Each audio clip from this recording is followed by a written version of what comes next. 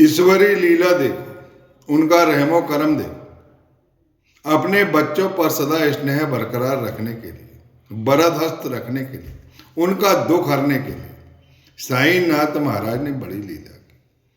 वो स्वयं चाहते थे कि मैं यहाँ निवास करूँगा, यहाँ पर एक मंदिर और एक बाड़ा बनना चाहिए। ऐसे साईंनाथ महाराज के मन में भाव था और समय वो नजदीक आ रहा था। बड़ी लीला थी। नागपुर के करोड़पति बापू साहब बोटी को साईंनाथ महाराज के बड़े भ्राता गुरु बंधु समर्थ गजानन महाराज ने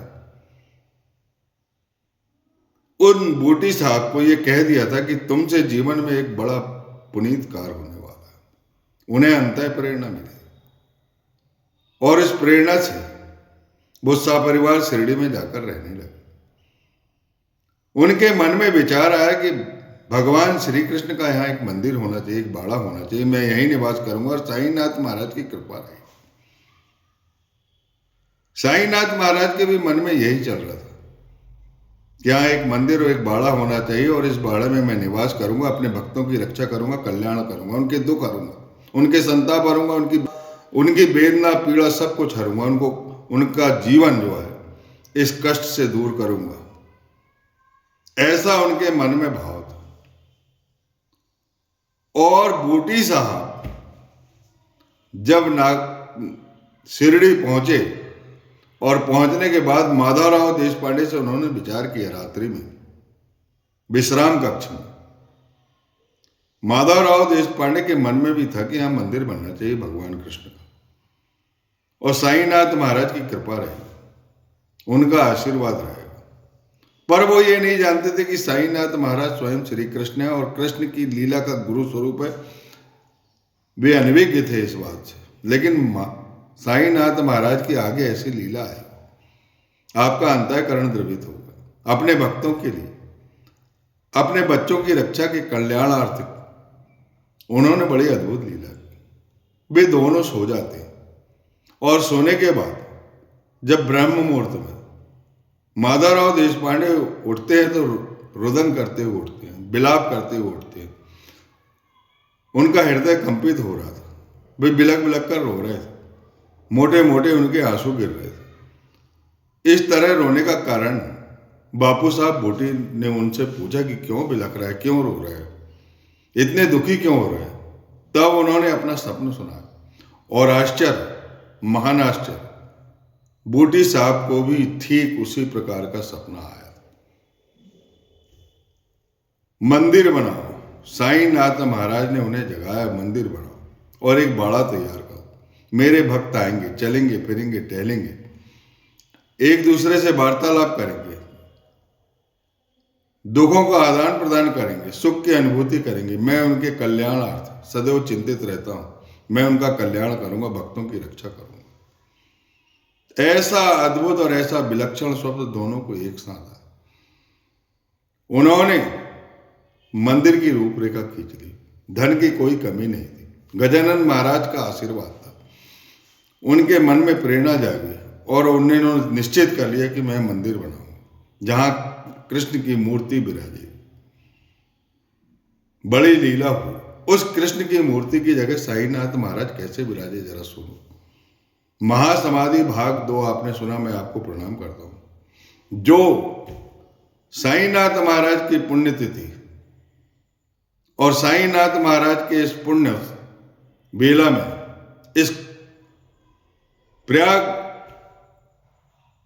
का तीर्थ करेगा जहां पर गंगा यमुना का संगम हुआ है, इस संवाद में जो डुबकी लगाएगा उसकी लीला निहारी रहेगी। उसकी कल्पना कोई नहीं कर सकता, उसकी बराबरी कोई नहीं कर सकता, उसके सारे दुख दूर हो जाएंगे। उन्होंने मन में जो विचार किया था उसका नक्शा खींच लिया दोनों, और नक्शा खींचने के बाद वो काका साहब दीक्षित के पास जाते हैं। काका साहब दीक्षित भी वहीं थे। काका साहब दीक्षित ने उस नक्शे की सहार स्वीकृति दे दी, क्योंकि उनके ध्यान में, उनके चिंतन में भी यही चल रहा था। साईंनाथ महाराज उन्हें सदैव अंतस प्रेरणा दे रहे थे कि मंदिर बनना चाहिए, बाड़ा बनना चाहिए। तैयार हो गया नक्शा, मंदिर बनना चालू हो गया। साईंनाथ महाराज लेडी बाग को जा रहे थे उनसे पूछा गया, क्या कृष्ण मूर्ति के लिए यह स्थान उपयुक्त है? इसका शुभ मुहूर्त यही है। इसका शुभ मुहूर्त की स्वीकृति देने की कृपा करें। साईनाथ महाराज ने कहा कि मैं स्वयं विराजूंगा और ये काम चालू रखो, और बाड़े में भी कुछ जगह क्रय कर लो। बूटी साहब के पास धन की कोई कमी नहीं थी, क्योंकि गजानन महाराज का आशीर्वाद था। उन्होंने बाड़े की जमीन खरीदी, और साईनाथ महाराज ने कहा था कि यहाँ भक्त आएंगे जाएंगे, अपने दुखों का आदान प्रदान करेंगे, और मैं एक स्थान से उन्हें निहारता रहूँगा, उनके दुख हरता रहूँगा, उनके संकट हरता रहूँगा, उन्हें दुख से हमेशा मुक्त रखूँगा। बूटी साहब ने बाड़े की जमीन खरीद ली, लेकिन उनके मन में यही चल रहा था कि यहाँ कृष्ण की मूर्ति बैठे। लेकिन साईनाथ महाराज की बड़ी अद्भुत लीला। 28 सितंबर वर्ष 1918 में उनको साधारण सा ज्वर आया। 2 दिन वो ज्वर रहा और वो स्वस्थ हो गए। लोगों को ये लगने लगा कि संकट टल गया, साईनाथ महाराज स्वस्थ हो गए। लेकिन उन्होंने अन्न का त्याग कर दिया, क्योंकि वो अपने नश्वर शरीर को त्यागना चाहते, एक लीला करना चाहते थे, एक मानवता का संदेश देना चाहते थे। इस कली काल में सच्चे सदगुरु वही है जो अपने भक्तों के दुख को हर लेते हैं, उनको जीवन दे देते हैं। साईनाथ महाराज के जो गुरु थे, उन्होंने अपने शिष्य साईनाथ महाराज की रक्षा करने के लिए स्वयं प्राण त्याग दिया, और जिस ईंट से उनके प्राण गए थे, उस ईंट को साईनाथ महाराज ने सदा जीवन में मिला। उस ईंट ने भी एक व्यक्ति द्वारा साफ सफाई करते समय वह ईंट टूट गई, तो साईनाथ महाराज ने सोच लिया कि मेरे भाग्य टूट गए, और उन्होंने 2 साल पहले ही घोषणा कर दी थी, विजयदशमी के दिन, दशहरा की दशमी के दिन अपने सारे वस्त्र जला दिए और गांव वाले को बोल दिए नग्न अवस्था में, आओ देख लो मैं हिंदू या मुसलमान, अपने मन का संदेह दूर कर लो, अपना भ्रम दूर कर लो। भागोजी शिंदे ने किसी तरह कपड़ा पहनाया, कोई वहां जाने की हिम्मत नहीं कर सकता था। 3 लोगों ने देखा, उनके कान छेदे हुए थे, नाना साहब चांदोरकर, शरणानंद स्वामी, भागोजी शिंदे। ये 3 लोग जानते हैं, और भागोजी शिंदे ने अच्छी तरह देखा कि उनकी सुनता भी नहीं हुई थी।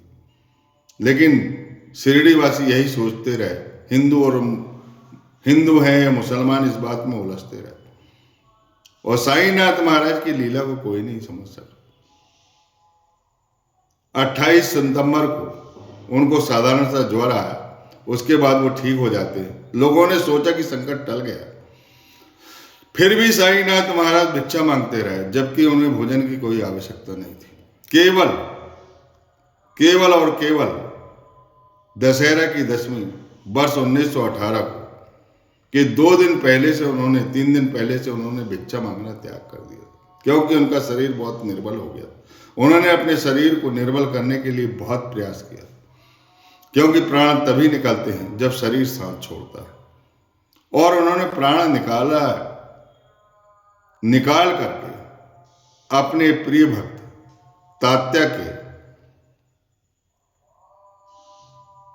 के शरीर में उन प्राण का प्रत्यारोपण कर दिया। तात्या की लीला भी बड़ी अद्भुत है। साईनाथ महाराज ने दादा रामचंद्र पाटिल, तात्या के पिताजी दादा रामचंद्र कोते पाटिल, जो रुग्ण अवस्था में थे, जिनके प्राण पखेरु उड़ रहे थे, साईनाथ महाराज सराहने प्रकट होकर कह दिया कि अब तुम्हारे प्राण नहीं जाएंगे।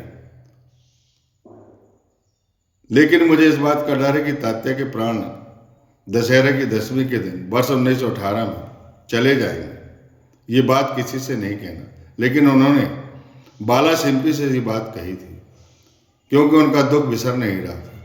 समय नजदीक आ गया।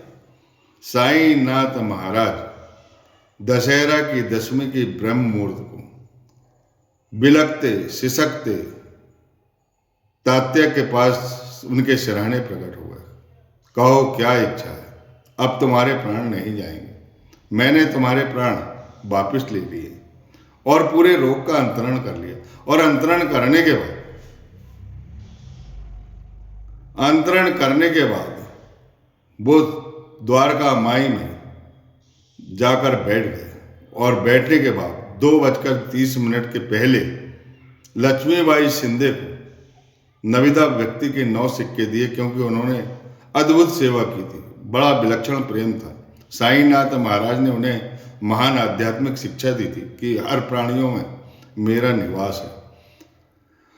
और देह त्यागने के पहले उन्होंने पंढरपुर में जाकर दासगणु महाराज को जागृत किया, स्वप्न दिया। मस्जिद हर्रा के गिर जाती है। साईनाथ महाराज कहते हैं कि मैं यहाँ के भीत की दीवार से, यहाँ के द्वेष से, यहाँ की ईर्ष्या से इतना समझाने के बाद भी यहाँ के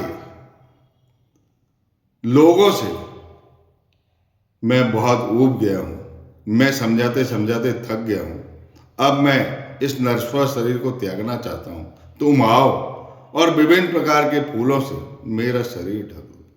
दासगणु महाराज का अंतःकरण द्रवित हो जाता है और वो जब देह त्याग देते हैं, उसके बाद दासगणु महाराज आ जाते हैं और वो अपना स्वप्न, उनके हृदय विदारक घटना के कारण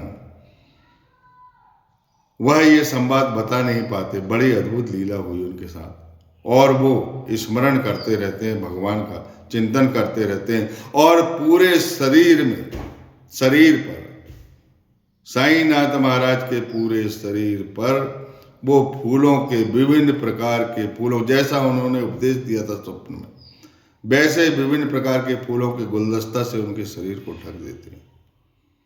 और ढकने के बाद भविष्य में इस उपकार के कारण, साईनाथ महाराज को इस मार्गदर्शन के कारण एक विशेष कृपा होती है। महेश्वर तट पर नर्मदा के किनारे वो साईनाथ स्तवन मंजरी लिखते हैं और वो पूर्ण होती है। वो उनकी साईनाथ महाराज की कृपा है, वहीं का आशीर्वाद है जो उनसे पूरा होता है।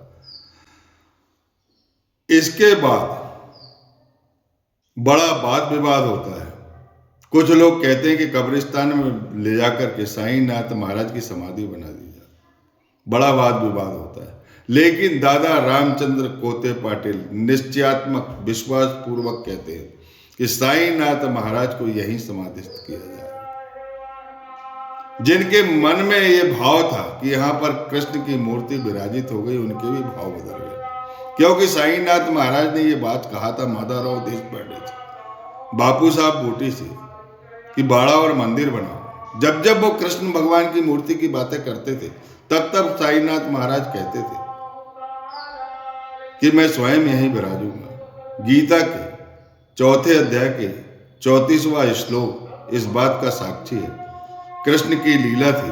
स्वयं कृष्ण चाहते थे कि साईनाथ महाराज जो है सदगुरु, मेरे ही गुरु रूप है, मेरा ही सदगुरु अवतार है।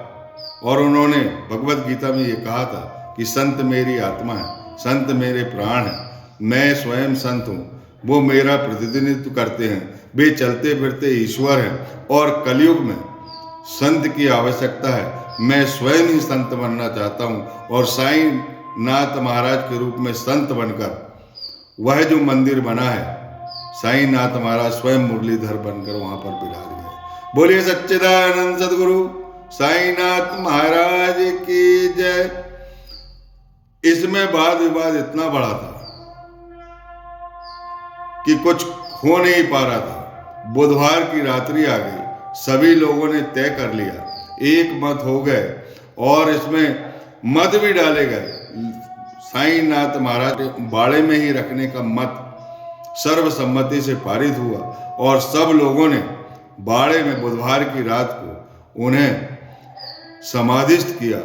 और जो आज भी जागृत है, प्रकट है और जीवित समाधि है। लोग कहते हैं कि ये जीवित समाधि नहीं है। साईनाथ महाराज ने 2 साल पहले से ही ये बता दिया था कि तात्या के प्राण दशहरा की 10वीं के दिन जाने वाले वर्ष 1918 में, ठीक उसी समय, उसी दिन तात्या को जीवित करके साईनाथ महाराज तात्या के स्थान पर चले गए। अपने नश्वर शरीर में उसके प्राण को अपने शरीर में धारण करे और अपने जीवित प्राण को उसके नश्वर शरीर में प्रवेश करके चले गए। इतनी महान मानवता इस कली काल में और कौन कर सकता है। ये कृष्ण लीला है। कृष्ण लीला के कारण ही शिरडी में भगवान कृष्ण स्वयं का मंदिर न बनाते हुए अपने गुरु स्वरूप का मंदिर उन्होंने बनाया है, जो बहुत जागृत है, बहुत कल्याणकारी है। जो इस कथा को प्रेम पूर्वक सुनेगा उसका अविलंब कल्याण होगा।